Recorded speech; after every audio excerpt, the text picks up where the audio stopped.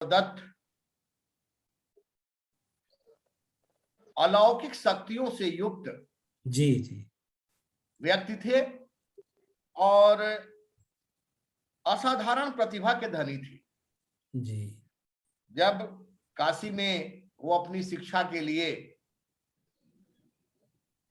विद्यालय गए पंडित शारदानंद जी के, तो उस समय जो तत्कालिक समाज में एक अस्पृश्यता की कुरीति थी, उसके कारण भेदभाव तत्कालीन परिस्थितियों में व्याप्त था।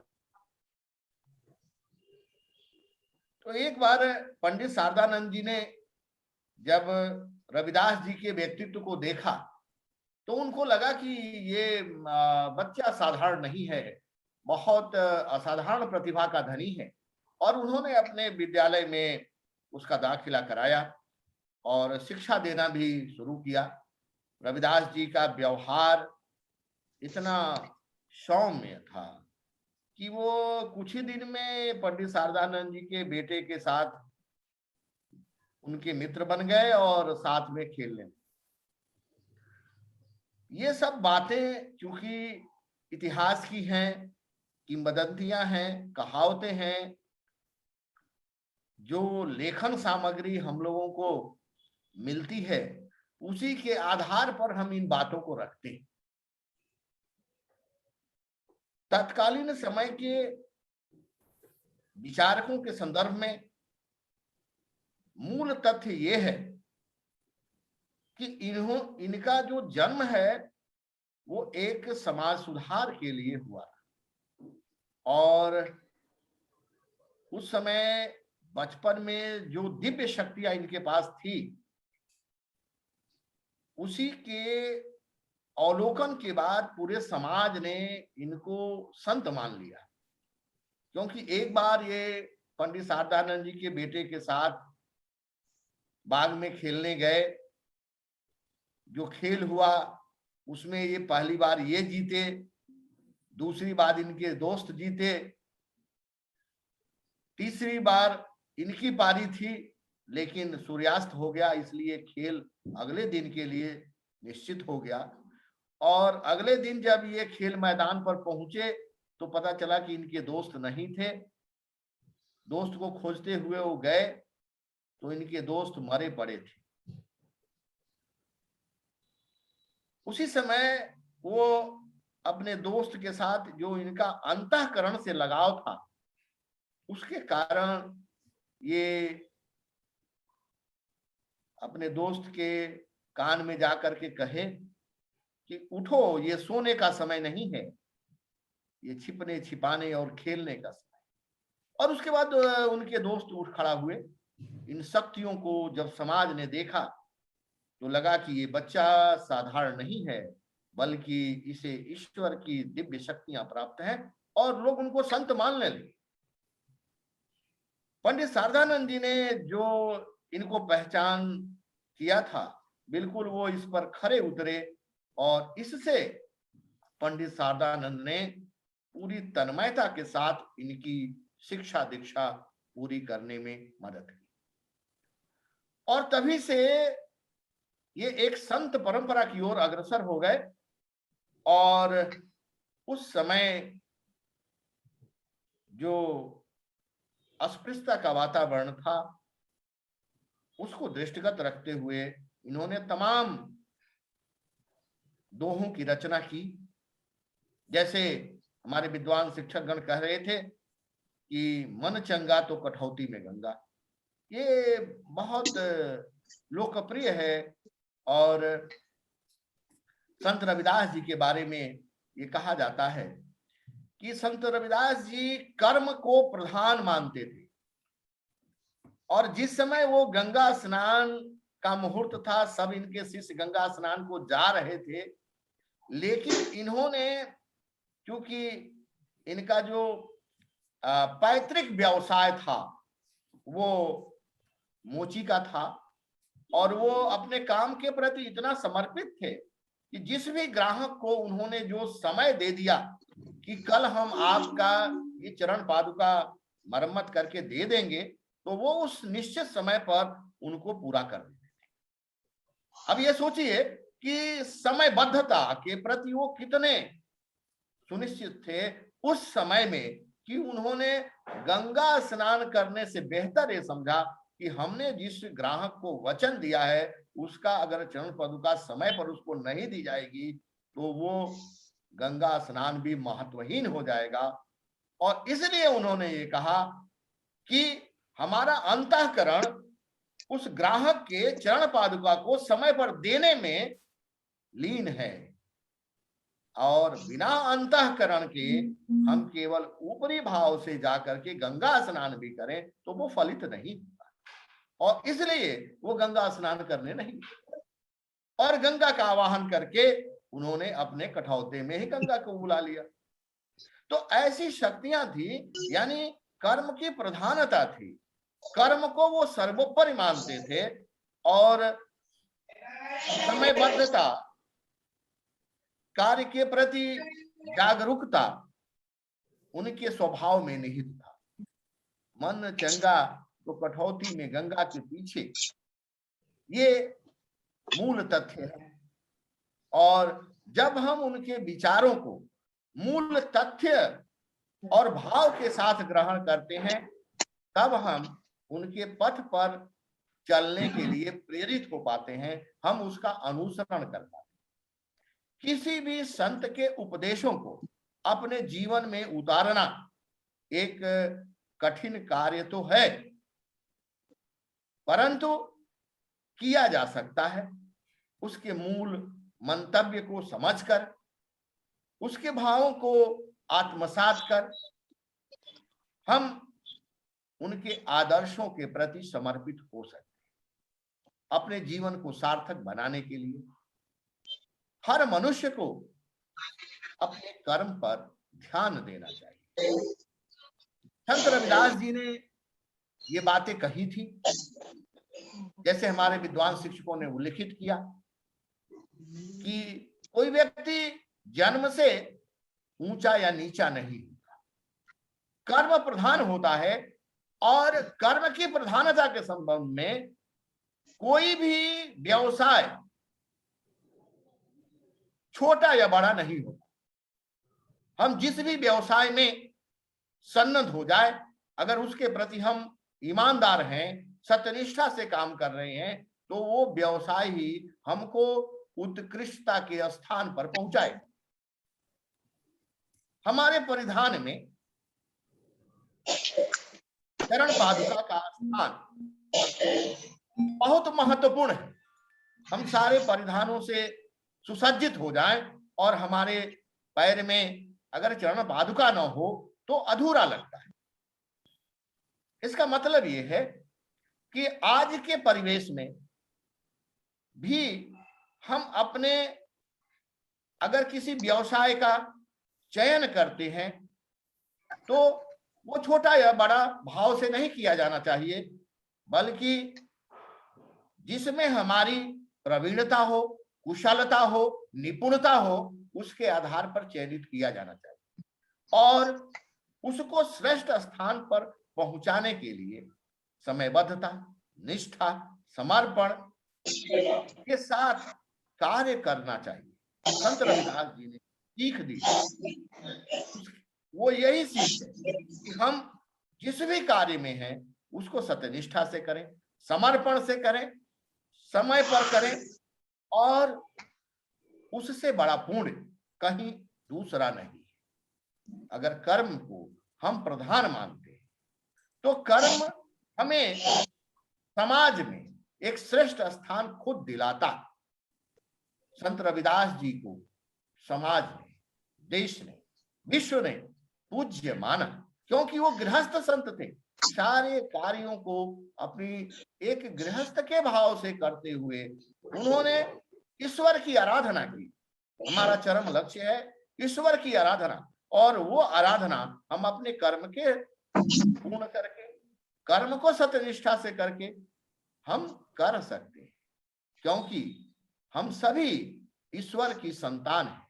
न कोई छोटा है न कोई बड़ा है, सबके शरीर में वही लाल रक्त के और ये भेदभाव, ये छुआछूत, ये जो कुरीतियां हैं, वो कुरीतियां अस्थायी हैं। इनको हम अपनी शिक्षा से बहुत आसानी से दूर कर सकते। संत रविदास जी ने तत्कालीन परिस्थितियों में एक समाज सुधारक की भांति कार्य करना शुरू किया था और अपने कार्य के बल पर वो संतों की श्रृंखला में श्रेष्ठ बने। आज भी, आज के परिवेश में हम जिस भी कर्म में सन्नद्ध हैं, अपने कर्म को प्रधान माने, तब हम संत रविदास की शिक्षा का अनुसरण कर हमें अपने ज्ञान को उत्कृष्ट बनाने के लिए वेदों की ओर लौटना होगा। साहित्य के प्रति हमें समर्पित होना होगा। जो भारतीय संस्कृति है, जो भारत का ज्ञान संग्रह है, उसके प्रति हमें अध्ययनशील होना पड़ेगा। और जब हम उसके बेसिक कॉन्सेप्ट को समझने का प्रयास करेंगे, तभी हम समाज में व्याप्त जो कुरीतियां हैं, जो भेदभाव हैं, उनको दूर करने के प्रति अग्रसर हो सकते। हमारी वाणी में मधुरता, सौम्यता और ज्ञान प्रतिबिंबित होना चाहिए और व्यवहार में वो दिखना भी चाहिए। हम मंच पर तो अच्छी अच्छी बातें कर लेते, लेकिन व्यवहार में उसे खुद ही नहीं करते। जब संत रविदास जी ने अपने व्यवहार में उन चीजों को दिखाया, वो महान शक्तियों से समृद्ध होते हुए, ईश्वर के अंश होते हुए, अलौकिक शक्तियों से युक्त होते हुए, उन्होंने समय समय पर वो कार्य किए जिनसे समाज ने उनको महान संत के रूप में प्रतिष्ठित किया। अब सोचिए कि वो एक मृत व्यक्ति को जिला सकते हैं, वो शक्ति उनके पास थी। ये शक्ति ईश्वर द्वारा प्रदत्त थी और कर्म से, क्योंकि उनका पैतृक व्यवसाय था, तो पैतृक व्यवसाय को उन्होंने नहीं छोड़ा और उसे ही पारदर्शिता के साथ, शुचिता के साथ, समर्पण के साथ करते थे। और ज्ञान समाज में जो विकृतियां थी, उनको दूर करने का उन्होंने भरसक प्रयास किया और तब वो संत शिरोमणि बने। हमें भी अपने कर्म को प्रधान मानते हुए अपने अंतःकरण के भाव को शुद्ध करने की जरूरत है। हमें विसंगतियों को बढ़ाने की जरूरत नहीं है, बल्कि विसंगतियों को अपने आचरण से दूर करने की जरूरत है। संत रविदास जी के इस पावन जयंती के अवसर पर हमें संकल्पित होना चाहिए कि हम अपना जो व्यवहारिक स्वरूप है, उसको एक आदर्श स्वरूप के रूप में स्थापित करने के लिए सन्नद्ध हो, समर्पित हो और ज्ञानशील बने, अध्ययनशील बने।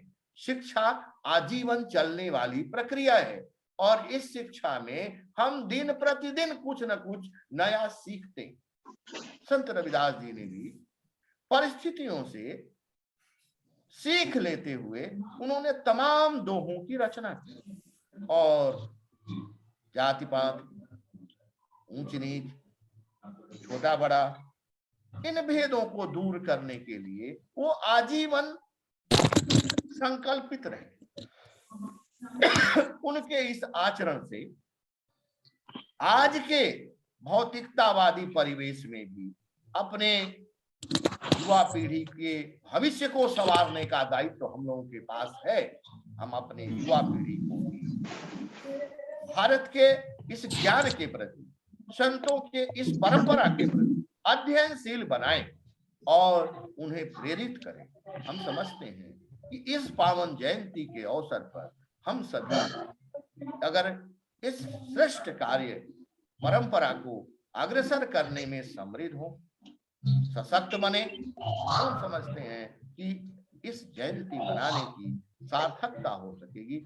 इन्हीं शब्दों के साथ सभी विद्वान शिक्षकों को अध्ययनशील छात्रों को बनाएं, इस संकल्प के साथ मैं अपने वाणी को विराम देता हूं।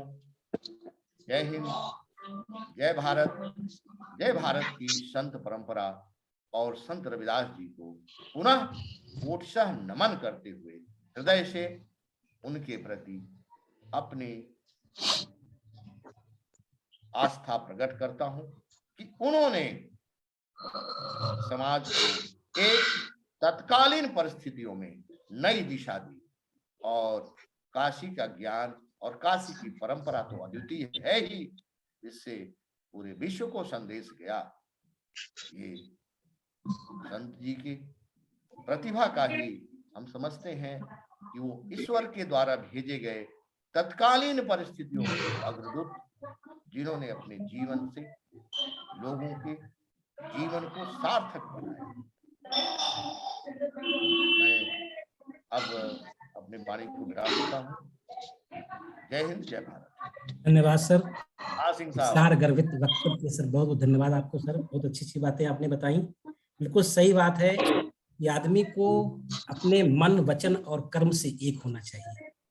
हम बड़ी बड़ी बातें करें लेकिन उसे अगर अपने आचरण में नहीं उतारते हैं तो सब बेकार है। कोई भी कर्म छोटा या बड़ा नहीं होता, हमारी दृष्टि बड़ी होनी चाहिए, वो कर्म अपने आप बड़ा हो जाएगा। जैसा कि हम लोगों ने अभी उनके जीवन में देखा है संत रविदास जी के, कि वो एक जूता पालिश करते थे, जूता बनाते थे, छोटा कर्म था, लेकिन आज वो कितने बड़े हो गए हैं अपने विचारों से, हम सब उनकी जयंती मना रहे हैं। हमने शुरू में ही कहा कि गोस्वामी जी ने लिखा है कि संत मिलन सम सुख कछु नाही।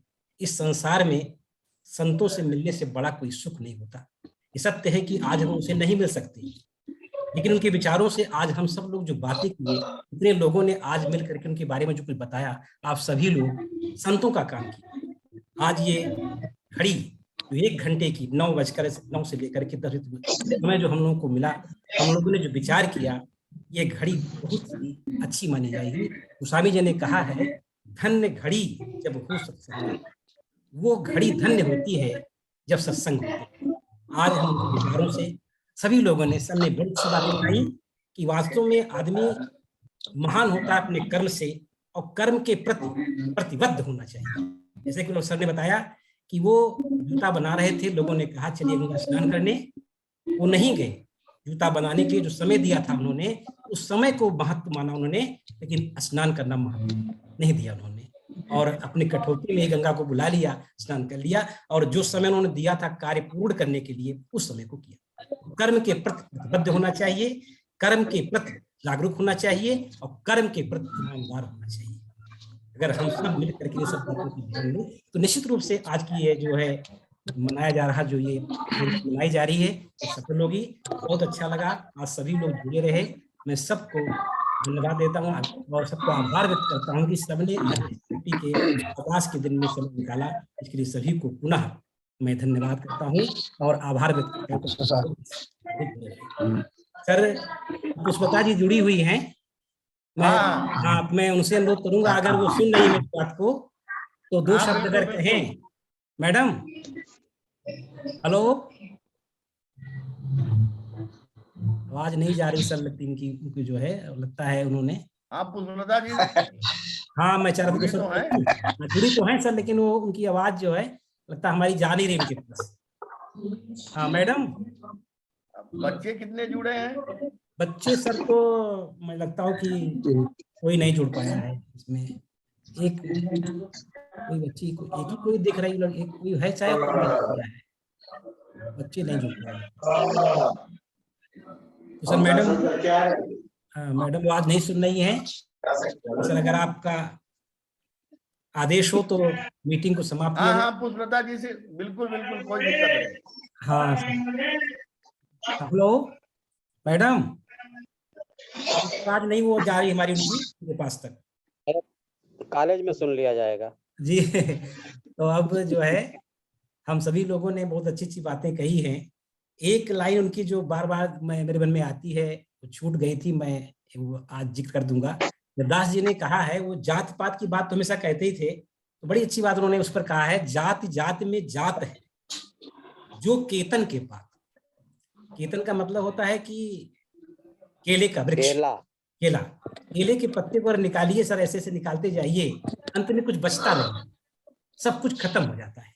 तो जाति जाति में जात है जो केतन के पात रविदास मनुष्य न जुड़ सके जब तक जात न जात। अनुप्रास अलंकार में बड़ी अच्छी बात कही उन्होंने कि जब तक जात नहीं जाती है, जात की भावना नहीं मिटती है, तब तक मनुष्य एक दूसरे जुड़ नहीं सकता। आज हम सभी लोग इन सारी भावनाओं को आप साथ करें और एक दूसरे से जुड़ करके आगे बढ़ेंगे तो निश्चित रूप से मिलेगी।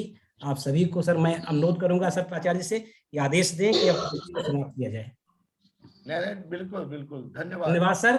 अब मैं समस्त महाविद्यालय के समस्त अधिकारियों को धन्यवाद देते हुए और उन सबका आभार व्यक्त कर रहा हूं कि मैं अभी इसी साथ में इस मीटिंग को समाप्त करने की अनुमति चाहता हूं।